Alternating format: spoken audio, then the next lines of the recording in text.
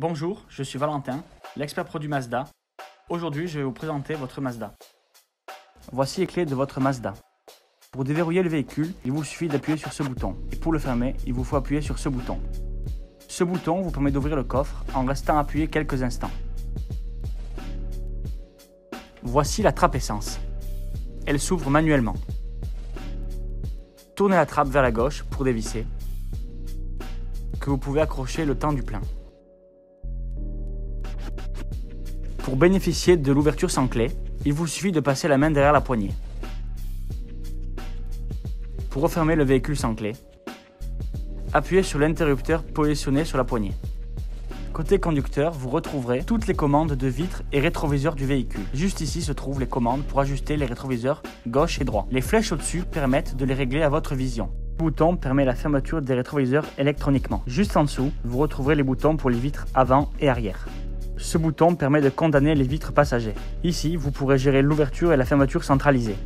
Voici les boutons pour régler votre siège. Pour avancer le siège vers l'avant, il vous faut pousser le bouton vers la gauche. Et pour le reculer, poussez le bouton vers la droite. Soulevez ou abaissez le bouton pour régler la hauteur de votre siège. Pour ajuster l'inclinaison du dossier, il vous suffit de pencher ce bouton vers la droite ou vers la gauche. Et ici, le bouton vous servira à régler la partie lombaire. Vous pouvez régler le son ainsi que les fréquences radio à l'aide de ces boutons.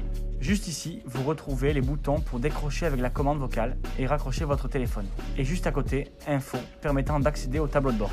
À droite du volant se trouvent les boutons de régulateur et limiteur de vitesse, que vous pouvez augmenter ou diminuer grâce à 7+ et 7-. Le commodo de gauche permet le réglage des feux.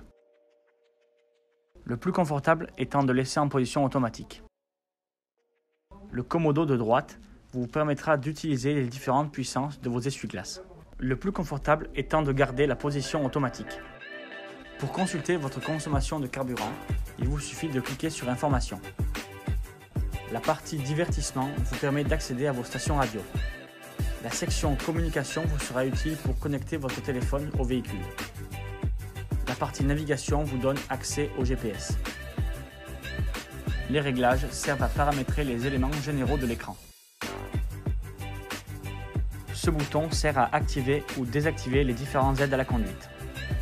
Ce bouton vous permettra d'avoir accès aux caméras de votre véhicule. Ce bouton permet de désactiver les radars avant et arrière de votre véhicule. Ce bouton a désactivé l'anti-patinage et ce bouton pour désactiver le start and stop de votre véhicule. Vous pouvez enregistrer deux différentes positions de conduite grâce à ces boutons 1 et 2. Le bouton 7 vous permettra de remettre à 0 avant de réenregistrer une autre position. Vous retrouvez au niveau du pédalier la trappe d'ouverture de capot.